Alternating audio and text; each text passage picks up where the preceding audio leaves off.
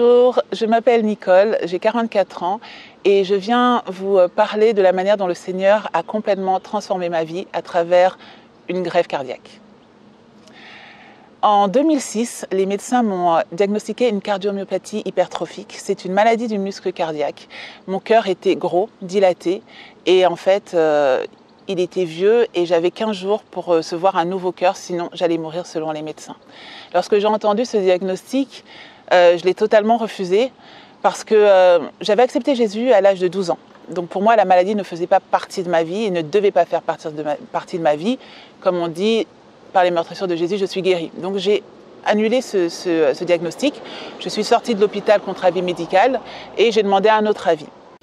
J'ai vu un cardiologue qui m'a effectivement confirmé ce diagnostic, mais qui m'a dit on va essayer avec des médicaments et on va voir comment les choses se passent.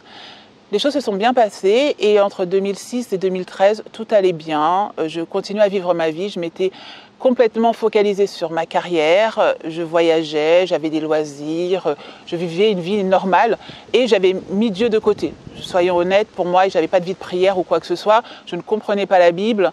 Voilà, j'allais à l'église pour aller à l'église, mais c'est tout, quoi. Il n'y avait rien de vraiment profond.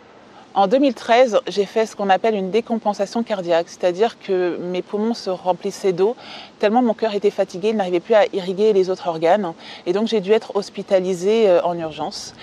Là, on m'a demandé de faire un bilan pré-greffe, parce que c'était pour eux la seule solution. J'ai accepté de faire ce bilan, mais au fond de moi, la greffe n'était pas du tout une solution, ce n'était pas la manière dont Dieu devait me guérir. Pour moi, la guérison divine, c'était me réveiller un matin et apprendre que j'étais guérie. Mais ce n'était pas passé par l'opération. Donc après ce bilan pré-greffe et une hospitalisation qui a été assez douloureuse, je suis sortie de l'hôpital, j'ai repris des forces et j'ai suivi ce qu'on appelle une réadaptation cardiaque. C'est-à-dire que par le sport, on raffermissait en fait le muscle du cœur, pour me permettre d'aller mieux. Et je suis passée d'une capacité de 15% à une capacité de 35%. Donc pour moi, c'était déjà une guérison en soi. J'ai même pu reprendre le travail en mi-temps thérapeutique. Mais voilà, tout allait bien. Sauf que un an et demi après, donc en 2015, j'ai refait une décompensation. Et là, en fait, je ne comprenais pas pourquoi. Parce que pour moi, j'avais suivi tout ce qu'on m'avait demandé de faire à la lettre. J'avais suivi mon traitement médical, j'avais fait du sport, je faisais attention à mon alimentation, je ne faisais pas trop d'efforts, je faisais vraiment tout ce qu'on me demandait. Mais là, encore une fois, je retombais malade et ça devenait de pire en pire. Donc là, je n'ai pas compris et au lieu de vraiment me tourner vers Dieu, j'ai décidé de trouver mes propres solutions. Donc je me suis tournée vers la méditation, vers le yoga, vers même les tirages de cartes. Je suis vraiment rentrée dans l'ésotérisme. À cette époque-là, je ne savais pas du tout que c'était ça. Je m'en suis rendu compte plus tard. Mais je suis vraiment rentrée là-dedans. La recherche du bien-être était tellement importante pour moi que je ne faisais plus preuve de sagesse. Donc à un moment, par un livre, le Seigneur m'a ouvert les yeux sur ce que j'étais en train de faire et m'a montré que ce n'était pas du tout la bonne direction. Et j'ai vraiment demandé pardon. J'ai senti vraiment le poids du péché en moi. J'ai vraiment demandé pardon parce que ce n'était pas du tout ce que le Seigneur voulait. Et j'ai une voix qui m'a dit « Retourne à l'essentiel ». Et l'essentiel, c'était la Bible. J'ai dit « D'accord Seigneur, je vais retourner à l'essentiel maintenant, mais il faut que tu me donnes la compréhension de ce que tu dis dans ta parole parce que jusqu'à présent, je ne comprenais pas ». Alors j'ai commencé à développer cette intimité avec Dieu, mais en parallèle, j'ai décidé d'arrêter complètement mon traitement médical. Après tout, j'avais tout suivi à la lettre, mais ça ne fonctionnait pas. Donc j'ai dit, j'arrête mes médicaments, Seigneur, par tes meurtrissures, je suis guérie, tu vas me guérir. Et ça a été une grosse erreur de ma part, parce que quelques temps après, j'ai eu une douleur au niveau du cœur. On est parti à l'hôpital et en fait, j'ai appris que je faisais une embolie pulmonaire. Et cette embolie aurait pu me tuer parce qu'en fait, en arrêtant mes médicaments, le sang a commencé à se coaguler, je faisais des phlébites et il y avait un caillot de sang qui montait vers mon cœur. Et par sa bonté, le Seigneur a permis que je ne meure pas tout simplement à ce moment-là. Mais j'ai compris que je ne devais pas arrêter mes médicaments comme ça. En fait, ce n'était pas sage de ma part.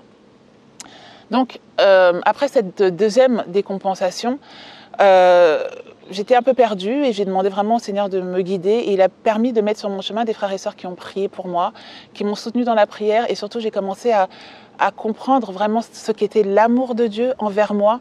Ce n'est pas ce père qui punit ou autre, la maladie c'était pas de lui, je l'avais toujours accusé dans ma vie mais en fin de compte non, c'était pas lui le responsable de ce que je vivais et au contraire lui voulait m'en sortir mais il fallait vraiment que je développe cette intimité et cette connaissance, que je comprenne vraiment qui était Dieu dans ma vie. Alors plus je grandissais spirituellement et plus je dépérissais physiquement. Ça se voyait, j'ai perdu 40 kilos, j'étais vraiment affaiblie, je n'étais capable de rien, je restais couchée toute la journée et les gens qui me voyaient vraiment que je traversais la vallée de l'ombre de la mort. Là, il n'y avait plus rien à faire et en octobre 2018, je suis rentrée à l'hôpital en urgence. Et là, on m'a dit qu'il n'y avait pas d'autre solution en fait. C'était soit la greffe, soit j'allais mourir.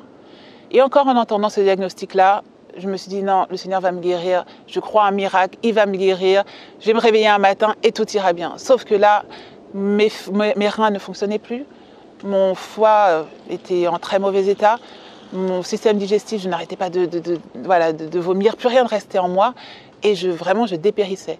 Mais même là, j'étais persuadée que le Seigneur allait me guérir. Donc j'ai entendu une voix qui me disait « choisis entre la vie et la mort ». J'ai dit « ok, d'accord, je vais choisir la vie », mais je ne savais pas vraiment où ça me menait. 2 jours après, on m'a donné un médicament et là, j'ai fait ce qu'on appelle un choc cardiogénique. C'est-à-dire que mon corps ne répondait plus à aucun traitement médical. Là, c'est simple, je devais choisir entre la vie ou la mort. Soit j'acceptais la greffe, soit en fait on arrêtait tous les médicaments et j'allais mourir. Honnêtement, je ne peux pas vous dire que j'ai choisi la vie à ce moment-là parce que moi, ça faisait 12 ans que je souffrais, ça faisait 12 ans que j'avais tout essayé, ça faisait 12 ans que j'attendais un miracle, en tout cas de la manière dont moi j'entendais, et ce miracle n'arrivait pas. Et j'ai dit à ma sœur, écoute, je suis fatiguée, je vais arrêter tout ça. Elle m'a dit, c'est ta vie, c'est ton choix, c'est à toi de prendre cette décision. Et effectivement, c'était à moi de la prendre.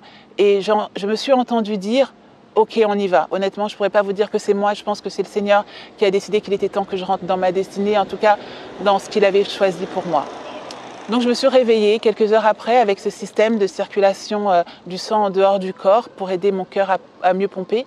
Mais j'avais 10 jours en fait pour recevoir un cœur. 10 jours, sinon j'allais être amputée des jambes et l'autre solution, c'était d'avoir un cœur mécanique, mais ça voulait dire plus aucune autonomie, plus aucune liberté et énormément de contraintes. Mais là, j'étais arrivée à un point où je disais, Seigneur, c'est ta volonté. Si tu veux que je passe par là, je passerai par là. Moi, tout ce que je veux aujourd'hui, c'est vivre. Parce qu'effectivement, j'avais envie de vivre.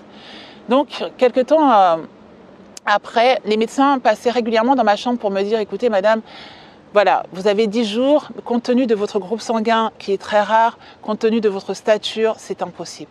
C'est impossible que vous receviez un cœur dans ces délais. Et tous les jours, ils venaient me le dire. Et moi, je m'accrochais à cette parole qui dit qu'on sert le Dieu de l'impossible.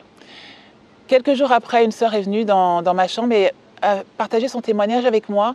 Et elle m'a expliqué comment le Seigneur, en fait, répondait à sa prière parce qu'elle se basait sur la parole.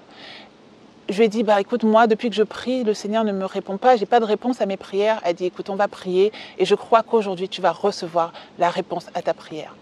Elle est partie et j'ai écouté un message d'un prédicateur qui expliquait que les cieux étaient ouverts et que maintenant que les cieux sont ouverts, les anges montent et descendent, en fait, chercher ce dont on a besoin. Et là, j'ai fait une prière vraiment comme une enfant. J'ai dit, Seigneur, les cieux sont ouverts, tes anges sont là et là, aujourd'hui, j'ai besoin d'un cœur.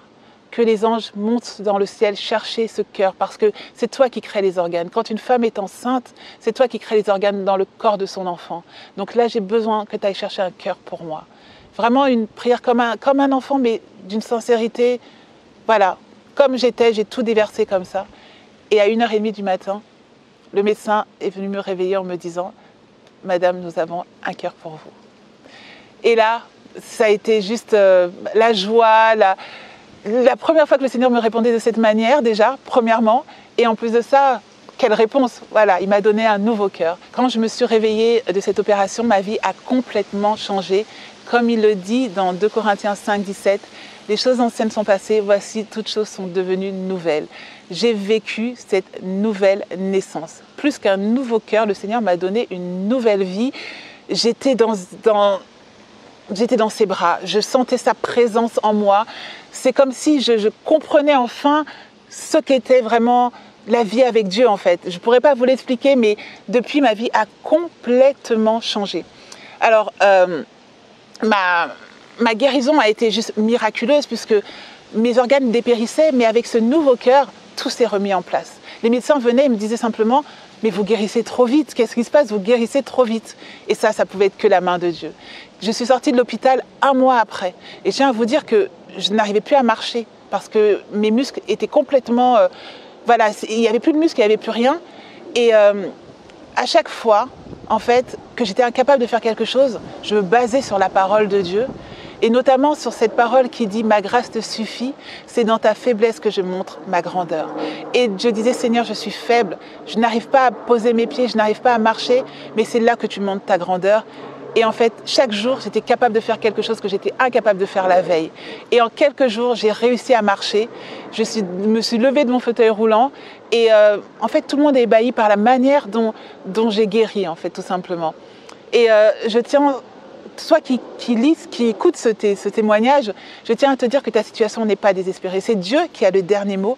Et quand le malheureux crie, l'Éternel l'écoute et le délivre de toutes ses détresses, comme le dit le psaume 34, verset 7. Crois simplement que le Seigneur va te délivrer par ce par quoi tu passes.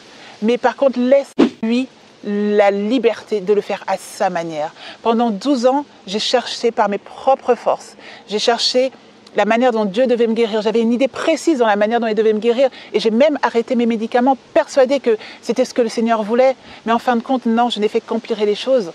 Et quand j'ai vraiment lâché prise et j'ai dit « Seigneur, que ta volonté soit faite », en quelques semaines, tout a changé. Tout a changé et aujourd'hui, je vis pleinement ma guérison. J'ai une toute nouvelle vie. Je suis capable de faire des choses que j'étais incapable de faire pendant des années et surtout, ma relation avec Dieu a complètement changé. Donc vraiment, sois béni et que ce témoignage te fortifie.